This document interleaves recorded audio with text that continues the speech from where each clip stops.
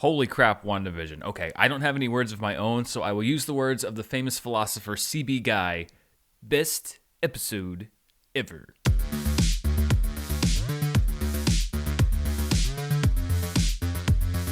Hello everybody and welcome to my review of WandaVision episode 5, and if it seems like I'm talking a little bit faster than normal tonight, it's because we have to get into this. We've got to get into this. This was a monumental episode, not just for WandaVision, but for the future of the Marvel Cinematic Universe. Spoiler alert, right off the bat, we're not doing non-spoilers, we're jumping right into this. It's going to be hard for me to not just jump right into the ending, because we have, final spoiler warning, the official entry into the multiverse in the Marvel Cinematic Universe. We knew it was coming, we knew this was going to be the future, but seeing it on screen, especially the way they did it tonight, was very exciting for me as a comic book movie fan, as a Marvel fan, as an entertainment fan. This was just a fun time, and I do think this was the best episode of WandaVision so far. I'm buzzing. It's going to be hard for me to go to sleep tonight. Let's just jump right into it. Let's start with where we start in the episode, and we're back into sitcom world. It looks like it's around the 1980s. This has a very Family Ties feel, and we're also at a very standard sitcom plot. They have these babies who won't go to sleep. We've seen this plot in many other shows before. Agnes arrives doing her wacky neighbor thing. She offers to help put the baby to sleep,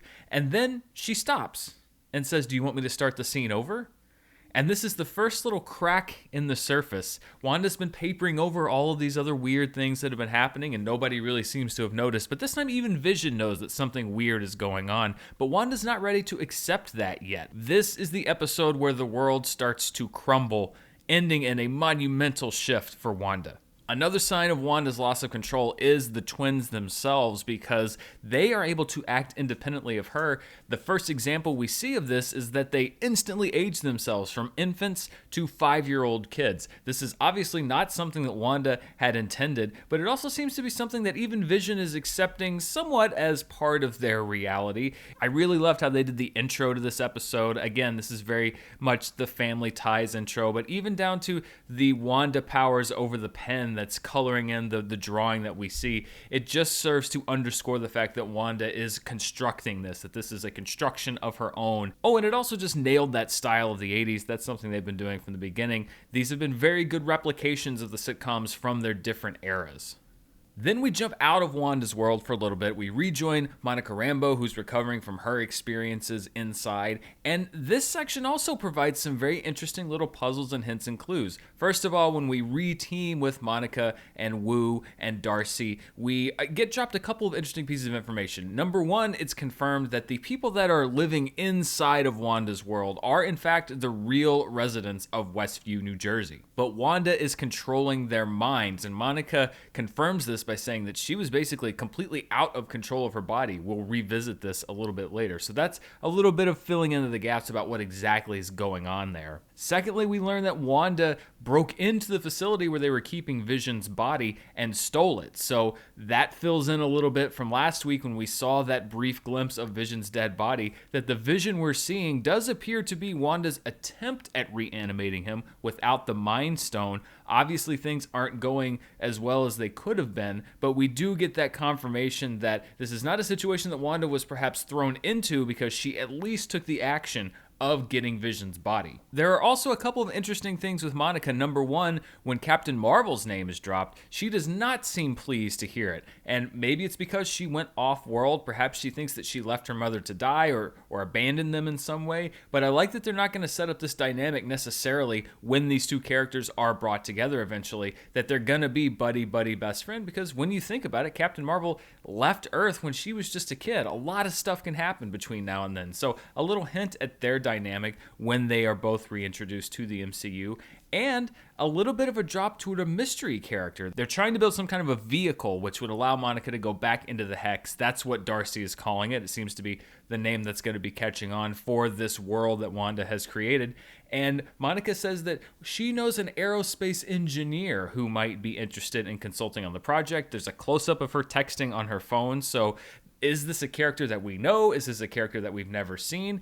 I don't know. There's been speculation that I've already seen. Some people saying like, "Oh, it's Rhodey." People going all the way out to Reed Richards in the Fantastic Four. So much speculation on this mystery character. We will see who that is later. These are the kind of teases that I like. You throw it in there and then you let it marinate for a little while. Let it bubble up to the top. We'll see when that mystery is solved. Back inside the Hex, Wanda's grip continues to loosen. The twins find a dog that they want to take care of, and Wanda says they're not old enough, so then they age themselves again up to 10 years old. And Vision is now really suspicious of what's going on. He notices that Agnes always seems to come by at precisely the right moment, carrying precisely what they need in that moment. He's noticing these sitcom tropes, but the real clincher is when Vision goes to work. First, there is an email that's intercepted on one of his old machines from SWORD about the environment around the Hex, so he realizes now that there is something going on in the outside world, and then he realizes that he can use his own powers, which we see this yellow flash, so it seems to be somehow derived from the Mind Stone, to basically snap one of his coworkers out of Wanda's mind control. And this guy is not happy. He's desperate. He doesn't know where he is. He wants to know where his dad is, who's taking care of his dad. Vision ultimately puts him back into Wanda's world. But now the scales have fallen from Vision's eyes. He knows that this is not a real reality. He knows that Wanda is behind it. And we know that there is a big confrontation coming. Speaking of confrontations, Monica pilots an 80s era drone in to try to make contact with Wanda, even though it's also armed with weaponry, which she didn't know about. And we get the first glimpse of Wanda outside of the Hex when she comes out to confront all of the government agents. First of all, I loved how this scene was shot. I thought that this was really beautiful use of nighttime cinematography, the green lasers from the guns, the red of Wanda's powers, the backlighting, etc. I think this is the real cinematic feel that they're able to give this show, so it doesn't necessarily feel like you're always watching a TV show. Some of the stuff inside the lab and the different government stuff last week when you're inside SWORD's facilities, that felt a little TV-y, but this felt very filmic and befitting of the fact that this is a face-to-face confrontation. I was surprised to see Wanda emerge because this again shows that she has the power to exit this reality when she wants. There are definitely degrees of control. We're starting to define what Wanda can and can't do, which is that she is in control of the existence of this world, but is progressively losing more and more control of what is happening inside of it. Wanda does feel like a legitimate threat here, though, and I like that they didn't sand off her edges. She's always been one of the most powerful characters in the MCU. They even mentioned in this episode that she probably could have single-handedly defeated Thanos. So I like how she shows that she's not afraid to control people if they don't leave her alone. She mind controls all of the soldiers to point their guns at Hayward in order to give her cover to return. She's not a benign, necessarily, presence in the outside world, and I like that we're going to have these two things coming into opposition with each other. Then it's time for a commercial break, and we get a commercial for Lagos paper towels. The tagline for it is, "For when you make a mess, you didn't mean to." Of course, this is a reference to Lagos, the incident that basically kicked off the Civil War, the Sokovia Accords, etc., when Wanda accidentally caused the explosion that killed all of those people. And when you look back at all the different advertisements this season, you're seeing a trend. The first one was for Stark Technologies for that toaster. Then you had one for Strucker. Then you had one for Hydra. Now you have one for Lagos. These are all things that are pretty weak points for Wanda. These are things that are not pleasant experiences for her. These are more indications that there are elements that are intruding into her world that are undermining the reality that she's starting to build. And I like how you're noticing these patterns over time. So then they kill the dog, and I've got to say, I'm not very happy about this. If this sticks and we don't bring Sparky back somehow, then this is the MCU's greatest offense against the animal community since the death of Antony back in Ant-Man. What this does do is give Wanda a sitcom moment to talk to her kids about the finality of death and the fact that she can't fix this, which is kind of ironic considering that's really what this entire thing is about trying to undo Vision's death. So you see the conflict at the heart even of Wanda. She understands and she knows that there are limitations to her powers, and yet she is still trying to transcend those limitations at the same time. This episode is about the consequences of that. This was the big conflict between Vision and Wanda when he comes home and basically says, I talked to a guy who was under your mind control today. I don't know exactly what's going on, but I know you're behind it. And this was great acting from both Paul Bettany and Elizabeth Olsen. The intensity of the scene, just I love how Wanda tried to roll the credits and end the day, and Vision wasn't having it. They continue their argument through this music. Then they storm into the living room. They both take flight. It's the first time that we've seen both of them together really use their powers in a non kind of fun way inside the sitcom world. It sort of shows that barrier falling. They've kind of run the gamut so far this season, but Paul Bettany in particular, his confusion, his anger, his rage, almost grief at not knowing what's going on, at not being able to remember his life. I think this is Paul Bettany's strongest performance in the character of Vision in any iteration of the MCU, movies and television, and it's been a really outstanding all-star cast. Paul Bettany for me is the standout so far.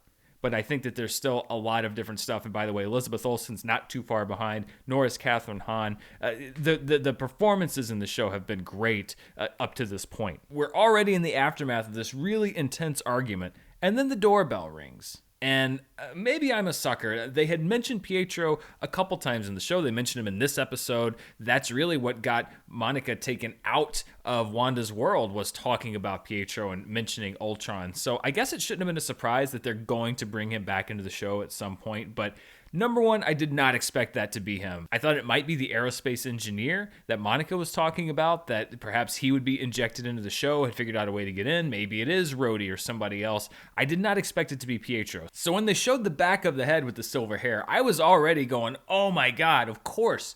They are ratcheting this thing up to 11. They got Aaron Taylor Johnson. He's back. We're going to now see Wanda with the return Pietro. How did he come back? And then the camera cuts and it's Evan Peters. It is Quicksilver, but not the Quicksilver from this version of the MCU. It's the Quicksilver from the X-Men universe. And now we are on a completely different footing because, as I mentioned, this is the official kickoff of the multiverse era of the Marvel Cinematic Universe.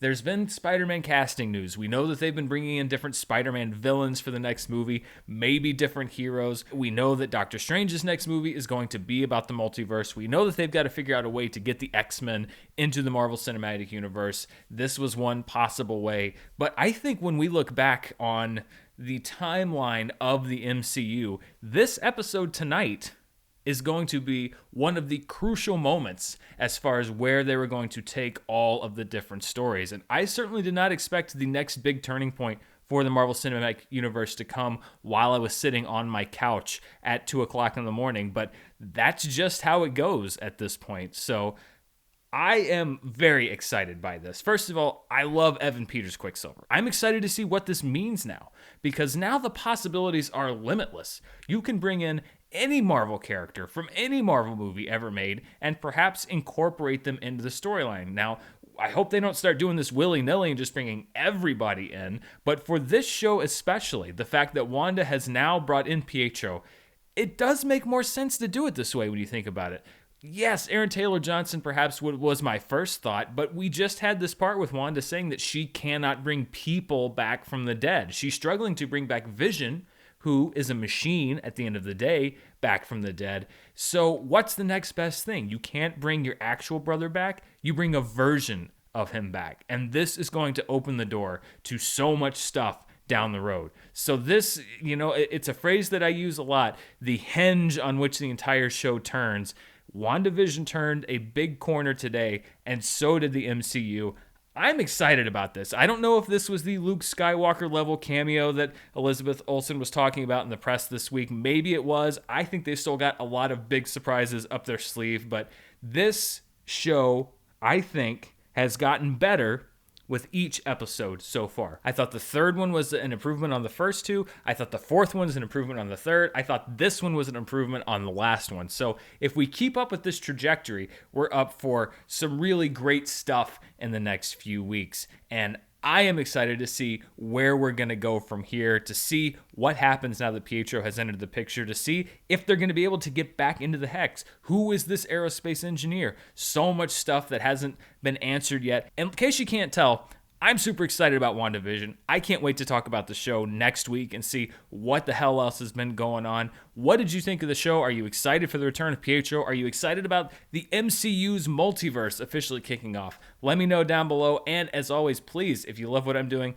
check me out on Patreon at patreon.com/Dan Murrell. We've got our monthly movie club, watch-alongs, commentaries, you name it. We're always doing something fun. And you can check out my podcast every Wednesday on the Schmodown Entertainment Network and as an audio podcast on Stitcher, Spotify, Apple, wherever you like to get your podcasts. We would love to have you check us out there. And also stay tuned here on the channel because there are a lot of movies that are hitting, streaming, etc. in the next week and couple weeks. I'm going to be releasing some reviews in the next coming days and weeks, hopefully more than I've been doing because there's a lot of really exciting stuff out there, especially with awards season getting closer and closer. Thanks so much for watching, and I'll see you next time.